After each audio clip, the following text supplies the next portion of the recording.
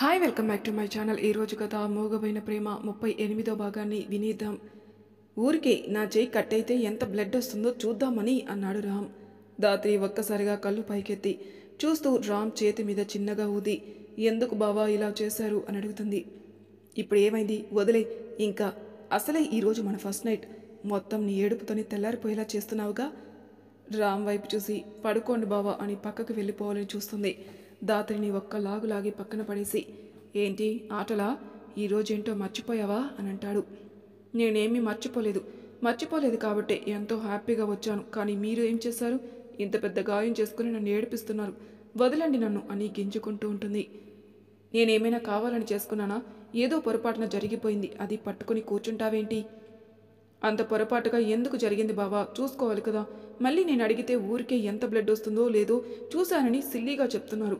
నిజంగానే నా జాతకం బాగోదనుకుంటా బావా, పెళ్ళైన వెంటనే మీకు ఇంత గాయమైంది అని ఏడుస్తుంది. దాత్రి ఏడుపు చూసి ఆపవే తల్లి, ఇంత చిన్న మ్యాటర్ని నువ్వు ఎక్కడికో తీసుకుని వెళ్ళకు, జాతకం గురించి మాట్లాడవంటే దెబ్బలు పడతాయి అని అంటాడు. మరి అంతే కదా బావా, నా వల్లే ఇలా జరిగింది నాకు తెలుసు. నీ వల్లే జరిగింది అని అంటున్న రామ్ని చూసి నా జాతకమే అంత అని ఏడుస్తున్న దాత్రి మెడ పట్టుకుని దగ్గరికి లాక్కొని ఇద్దరి పెదవులు కలిపేస్తాడు. దాత్రిని వదిలి కళ్ళలోకి చూస్తూ నీ వల్లే ఎందుకు జరిగిందన్నాను అంటే, నువ్వు నా దగ్గరికి రావడానికి ఇంత లేట్ చేసావు కదా, అందుకే కోపం వచ్చి ఫ్లవర్ వాజ్ని తన్నేశాను, ఆ పీసెస్ కుచ్చుకున్నాయి అంతే అని అంటాడు. నేనేమీ కావాలని లేట్ చేయలేదు, ముహూర్తం ప్రకారం పంపాలని అత్తయ్య నన్ను ఈ టైంకి పంపించారు, అంత మాత్రానికి మీరు ఇలా చేస్తారా అని మళ్ళీ ఏడుపు అందుకుంటున్న రాత్రి పెదవులు మరోసారి లాక్ చేసి ఇంకా ఆపే చాలు, ఇంక ఏడ్చావంటే మరో చేతికి కూడా దెబ్బ తగిలించుకుంటా అని అంటాడు. రామ్ చేతి మీద ఒక్కటి వేసి నిజంగానే నేను లేటుగా వచ్చానని కోపంతో ఇలా చేశారా అని అడుగుతుంది. హా అవును అని దాత్రిని దగ్గరకు లాక్కుంటూ అంటాడు. ఎందుకంత కోపం బావా, నేను ఎక్కడికి వెళ్ళిపోతాను, వచ్చేస్తాను కదా. వచ్చేసావు, మరి నా కోపం కూడా కంట్రోల్ చేయి అని అంటున్న రామ్ని చూసి బుగ్గ మీద ముద్దు పెట్టి పోయిందా అని అంటుంది.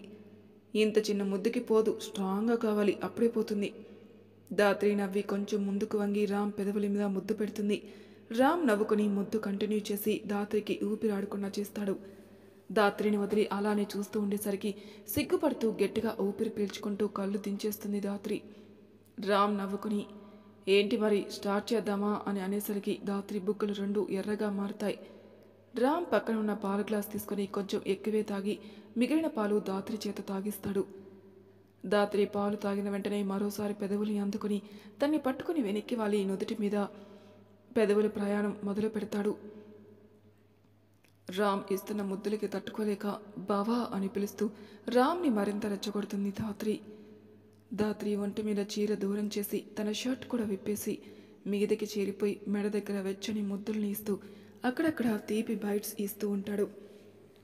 రామ్ భుజం దగ్గరగా గట్టిగా పట్టుకుని కళ్ళు మూసుకున్న దాత్రిని చూసి గుండెల్లో మొహం దాచుకుని కాసేపు అలానే ఉండి నాభి దగ్గర ముద్దులు ఇస్తూ దాత్రి నుండి బట్టలు వేరు చేసి వివస్త్రగా మార్చి తొలి కలయికకి నాంది పలుకుతాడు రామ్. దాత్రిని చూస్తూనే తనలో కలిసిపోయి దాత్రి కళ్ళ నుంచి జారుతున్న కన్నీటిని పెదవులతో తుడిచి గుండెల మీద వాలి దాత్రి వైపు చూసి బానే ఉన్నావా అని అంటాడు. దాత్రి ఊపిరి పీల్చుకుంటూ అని మాత్రమే సమాధానం ఇస్తుంది. దాత్రి దగ్గరికి జరిగి తనని గుండెల్లో దాచుకుని నిజంగానే బాగున్నావా అని అడుగుతాడు. రామ్ గుండెల్లో మొహం దాచుకుని అని అంటుంది. పక్కనున్న ఫ్రూట్స్ చూసి దాత్రి చేతులు పెట్టి తిను అని వాటర్ ఇస్తాడు. దాత్రి మెల్లగా లేచికొచ్చుని బ్లాంకెట్ కప్పుకుని వాటర్ తాగి వద్దులే బావా, మంచినీళ్ళు తాగాను కదా, బాగానే ఉన్నాను అని అంటుంది. మొదటి రౌండ్కే ఇలా అయిపోతే ఎలాని, ఎన్ని ప్లాన్స్ వేసుకున్నాను, నిన్ను చూస్తుంటే బెడ్ ఎక్కేలా ఉన్నావు. రామ్ని చిరుకోపంగా చూసి బావా నన్ను మరీ ఇలా అనకండి, కోపం వస్తుంది, అయినా నేనేం వీక్గా లేను అని ఒక్కసారి దగ్గరకు లాక్కుని మీ ఇష్టం, నేనేమనను, మొదటిసారి కొంచెం భయం వేసింది అంతే అని అంటుంది. నిజమా అని అంటున్న రామ్ని చూసి నిజం అని రామ్ని డిసప్పాయింట్ చేయడం ఇష్టం లేక తనే ఇష్టంగా పెదవులు అందుకుంటుంది. దాత్రి నుంచి వచ్చిన రెస్పాన్స్కి రామ్ హ్యాపీగా అయిపోతూ మరోసారి తనలో కలిసిపోయి తన ఇష్టాన్ని చేతుల ద్వారా తెలియజేస్తాడు. రామ్కి పూర్తిగా తనని అర్పించి అలసిపోయి గుండెల్లో మొహం దాచుకుని మెల్లగా నిద్రపోతుంది దాత్రి. దాత్రిని దగ్గరికి లాక్కుని నుదుటి మీద ముద్దు పెట్టి గట్టిగా పట్టుకుని నిద్రపోతాడు. తెల్లవారింది.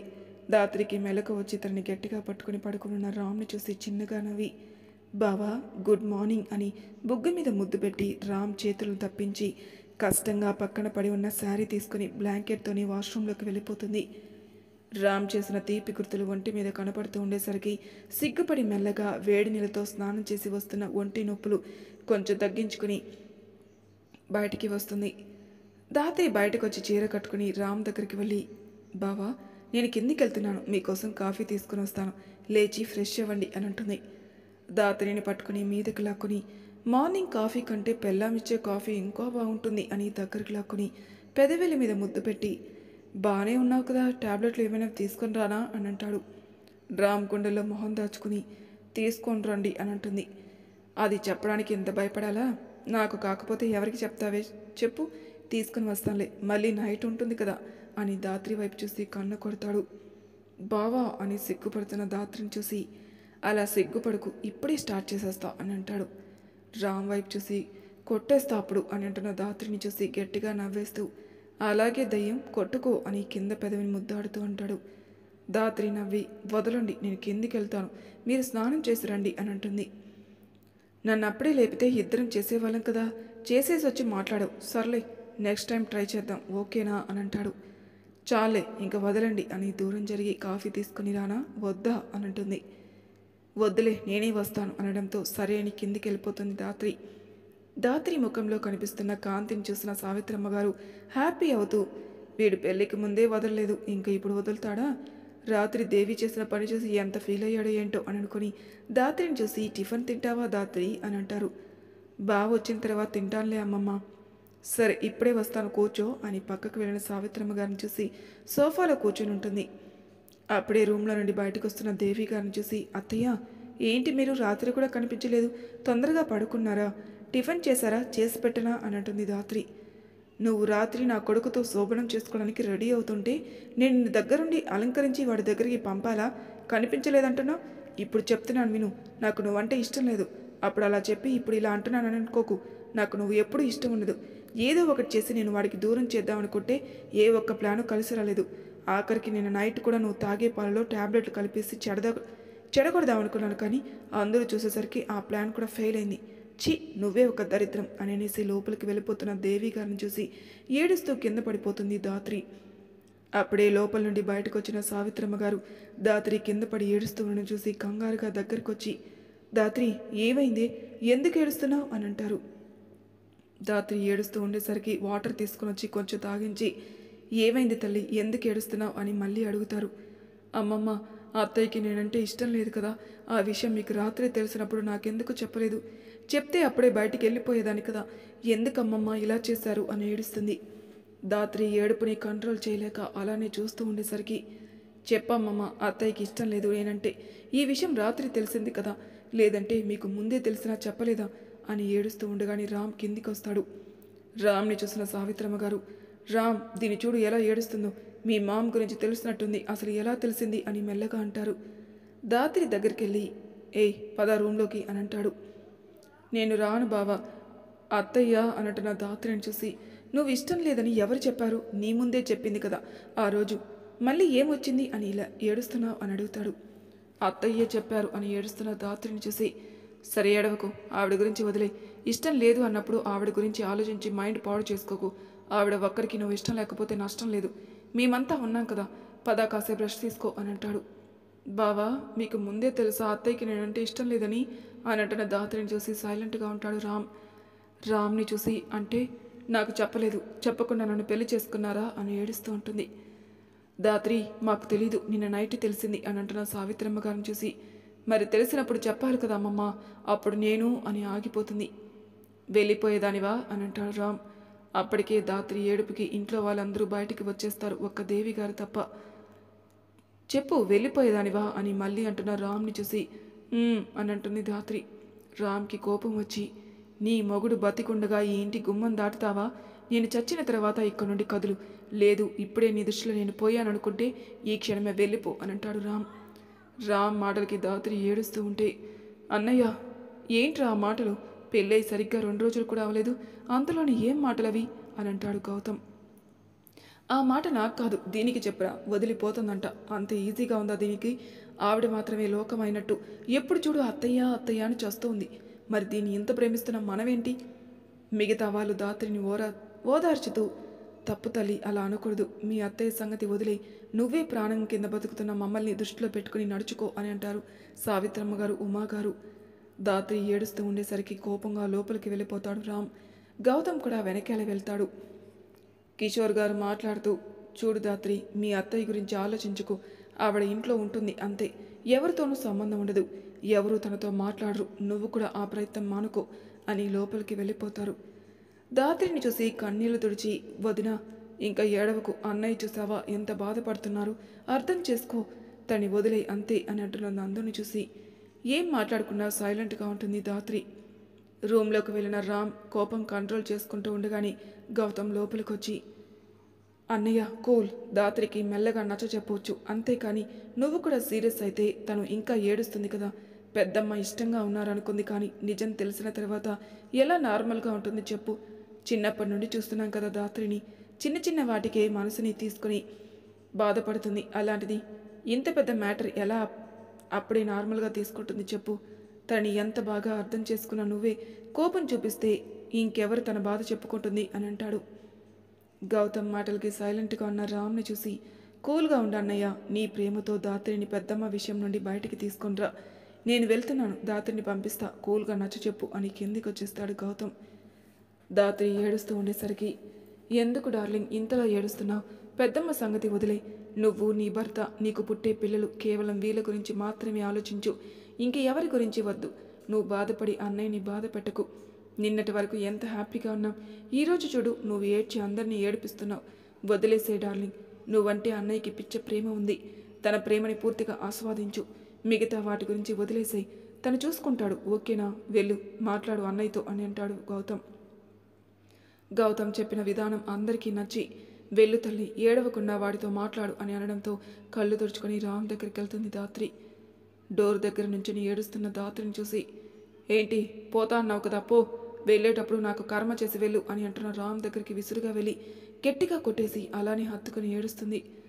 దాత్రిని చూసి నవ్వుకొని చుట్టూ చేతులు వేసి, ఇంక చాలు, ఏడు పాపేసాయి, అనవసరమైన వారి గురించి ఆలోచించి కన్నీళ్లు వేస్ట్ చేయకూడదు. ఆవిడ గురించి ఇంకెప్పుడు నా దగ్గర టాపిక్ తీసుకురాకు, ఎందుకంటే ఇంకా ఆవిడ నా దృష్టిలో మామ్ స్థానం కోల్పోయింది. నువ్వు కూడా గుర్తుపెట్టుకుని సైలెంట్గా నీ పని నువ్వు చూసుకో. ఇంకొకసారి ఇంట్లో నుంచి వెళ్ళిపోతా అన్నమాట నీ నోటి నుండి వస్తే మాత్రం సహించను అని అంటాడు. దాత్రికి లోపల బాధగా ఉన్న రామ్ని బాధ పెట్టలేక, సారీ, ఇంకెప్పుడు ఇలా మాట్లాడను అని అంటుంది. సారీ అక్కర్లేదు, ఏడవకుండా హ్యాపీగా నా కళ్ళ ముందు తిరుగుతూ ఉండు చాలు అన్నాడు. సరే బావా అని రామ్ని గట్టిగా హత్తుకొని కళ్ళు మూసుకుంటుంది. గౌతమ్ వాళ్ళు కూడా వెళ్ళిపోవడంతో వారం రోజుల తర్వాత నుండి రామ్ ఆఫీస్కి వెళ్ళిపోవడం స్టార్ట్ చేస్తాడు. దాత్రి పైకి నవ్వుతున్న లోపల బాధపడుతూ ఉంటుంది. దేవి గారు సొంత ఇంట్లోనే ఎవరికి ఏమీ కాని వారిలా గడిపేస్తూ ఉంటారు. నందు కూడా రామ్ దగ్గరే జాబ్ జాయిన్ అవుతుంది. దాత్రి రామ్ కోరినట్టు ఇంటి దగ్గర పిల్లలకి ట్యూషన్ చెప్తూ ఉంటుంది. ఇలా రోజులు గడుస్తూ ఉన్నాయి. నందు ప్రశాంత్ ఎలాంటి హడావిడి లేకుండా సింపుల్గా రిజిస్టర్ మ్యారేజ్ చేసుకుని రామ్ ఆఫీస్లో జాబ్ కంటిన్యూ చేసుకుంటూనే ఫుల్ హ్యాపీగా ఉంటారు. గౌతమ్ స్ఫూర్తిని పెళ్లి చేసుకుని తన బిజినెస్ ఇంకా డెవలప్ అవడానికి కొత్త కొత్త ఐడియాస్తో బిజీగా ఉంటాడు. నరేష్ కూడా వాళ్ళ బంధువుల అమ్మాయిని పెళ్లి చేసుకుని హ్యాపీగా కుటుంబ బాధ్యతలు నెత్తి మీద వేసుకుని కంప్లీట్గా ఫ్యామిలీ మ్యాన్ అయిపోతాడు. కొన్ని నెలల తర్వాత ఆఫీస్కి రెడీ అవుతున్న రామ్ని చూసి ఎదురుగా నించుని బావా అని పిలుస్తుంది దాత్రి. ఏంటి చెప్పు అని బాడీ స్ప్రే కొట్టుకుంటున్న రామ్ని చూసి దగ్గరికి జరిగి, ఈరోజు ఆఫీస్కి వెళ్ళిపోతారా అని అంటుంది. ఎప్పుడు అడగని దాత్రి ఈరోజు అడిగేసరికి అలానే చూస్తూ, ఏంటే ఎప్పుడు లేనిది ఇలా అడుగుతున్నావు అని దాత్రి బుగ్గ మీద ముద్దిస్తూ అంటాడు. ఏం లేదు బావా, మీతో ఉండాలనుంది, నైట్ మొత్తం నీతోనే ఉన్నాను కదే అని అంటున్న రామ్ భుజం దగ్గరికి తల పెట్టుకుని, ఏమో దిగులుగా ఉంది బావా అని అంటుంది. దాత్రి ముఖంలో కనిపిస్తున్న డల్నెస్ని చూసి చెంప మీద చేయి వేసి, బాగానే ఉన్నావా, ఇంకా ఏమైనా చెత్త గురించి ఆలోచిస్తున్నావా అని అంటాడు. అది ఎప్పుడు ఉండేదే బావా అని అనుకుని, లేదు ఆలోచించడం లేదు, నాకే ఏదోలా ఉంది, పోనీ నేను మీతో పాటు రానా అని అంటుంది. దాత్రి ఫేస్ చూసి, ఓకే కమ్ అని అంటాడు. అయితే అమ్మమ్మకి చెప్పిరానా? పో అని అనగానే హ్యాపీగా కిందికి పరుగు తీస్తుంది. దాత్రిని చూసి నవ్వుకొని రెడీ అయి కిందికి వచ్చి చూసేసరికి సావిత్రమ్మ గారి పక్కన కూర్చొని మాట్లాడుతూ ఉంటుంది. రామ్ రాగాని అమ్మమ్మ వెళ్ళొస్తాను అని అంటుంది. సరే జాగ్రత్త అని అంటున్న సావిత్రమ్మ గారిని చూసి రామ్ వెంట బయటికి నడుస్తుంది. దాత్రి కూర్చున్న తర్వాత కార్ స్టార్ట్ చేసి విండో వైపు తలపెట్టేసి తీవ్రంగా ఆలోచిస్తున్న దాత్రి చేయి పట్టుకుని మరో చేయితో డ్రైవింగ్ చేస్తూ ఏమైంది, ఎందుకలా ఉన్నావు అని అంటాడు. రామ్కి కొంచెం దగ్గరగా జరిగి భుజం మీద తల పెట్టుకుని ఏమో తెలీదు బావా అని అంటుంది. రామ్ ఇంకేం మాట్లాడకుండా నేరుగా ఆఫీస్కి వెళ్ళిపోయి కార్ పార్క్ చేసి దాత్రి చేయి పట్టుకుని లోపలికి తీసుకుని వెళ్తాడు. కూర్చో, లేదంటే రెస్ట్ తీసుకో అని రూమ్ వైపు చూపిస్తాడు. నిద్ర వస్తే వెళ్తాలే బావా అని అంటున్న దాత్రిని చూసి వర్క్ స్టార్ట్ చేస్తాడు. 2 గంటల వరకు ఏం మాట్లాడకుండా వర్క్ చూస్తూనే ఉన్న రామ్ తల పైకెత్తి చూసేసరికి సోఫాలో ముడుచుకొని పడుకొని ఉంటుంది దాత్రి. దాత్రిని చూసి నవ్వుకుని ల్యాప్టాప్ క్లోజ్ చేసేసి తనని ఎత్తుకుని పర్సనల్ రూమ్లోకి వెళ్తాడు. బెడ్ మీద పడుకోబెట్టి పైకి లేస్తున్న రామ్ని దగ్గరకు లాక్కుంటుంది దాత్రి. పూర్తి బరువు మీద వేయకుండా బ్యాలెన్స్ చేసుకుంటూ ముద్దుగా కళ్ళు మూసుకున్న దాత్రి కళ్ళ మీద చిరు ముద్దులిచ్చి ఎంతో ఊరిస్తున్న పెదవుల్ని అందుకుంటాడు. దాత్రికి మెలకు వచ్చి రామ్కి సహకారం అందిస్తూ జుట్టు గట్టిగా పట్టుకుంటుంది. దాత్రి పెదవులు వదిలి కళ్ళలోకి చూస్తూ టెంప్ చేకే, ఏడుస్తావు తర్వాత అని అంటాడు. నేనెందుకు ఏడుస్తాను, అయినా నేను టెంప్ చేస్తున్నానా అని మూతి ముడిచిన దాత్రి పెదవుల్ని మరోసారి అందుకుని ముద్దు చేస్తాడు. దాత్రి నవ్వుతూ ఉండేసరికి నాకు నువ్వు ఈ క్షణమే కావాలి అని అంటున్న రామ్ని చూసి అందంగా నవ్వుతుంది. దాత్రి నవ్వు చూస్తూ పెదవుల్ని అందుకుని తన ప్రేమని దాత్రి మీద కురిపిస్తాడు రామ్. దాత్రి ముఖం చూసి ఇప్పుడు కంటే ఈరోజు బాగా వీక్ అయిపోయావు అని అంటున్న రామ్ని చూసి బావా అని సిగ్గుపడిపోతూ గుండెల్లో మొహం దాచుకుని నిద్రపోతుంది. దాత్రి ముఖం మీద అంటుకున్న వెంట్రుకలు వెనక్కి చెరిపి నుదుటి మీద ముద్దు పెట్టి బ్లాంకెట్ కప్పి ఫ్రెష్ అయి బయటకొచ్చి వర్క్ చేసుకుంటూ ఉంటాడు. మధ్యాహ్నం 1 గంటకు మెలకు వచ్చిన దాత్రికి తన చుట్టూ ఉన్న బ్లాంకెట్ని చూసుకుని నవ్వుకుని లేచి ఫ్రెష్ అయి బయటకు వస్తూ ఉండగానే ఒక్కసారిగా కళ్ళు తిరిగినట్టయి ఉన్న చోటే నిలబడిపోతుంది. దాత్రిని చూసి ఫాస్ట్గా దగ్గరికి వెళ్ళి ఏమైందే అని అంటున్న రామ్ని చూస్తూనే కళ్ళు తిరిగి తన మీదే వాలిపోతుంది. మరి తర్వాయి భాగంలో ఏం జరుగుతుందో నెక్స్ట్ ఎపిసోడ్లో తెలుసుకుందాం. అంతవరకు నా ఛానల్ సబ్స్క్రైబ్ చేయని వాళ్ళు ప్లీజ్ సబ్స్క్రైబ్ చేసుకోండి, లైక్ చేసి షేర్ చేయండి, మీ అభిప్రాయాలు నాకు కామెంట్ రూమ్లో తెలియజేయండి. Thank you for listening.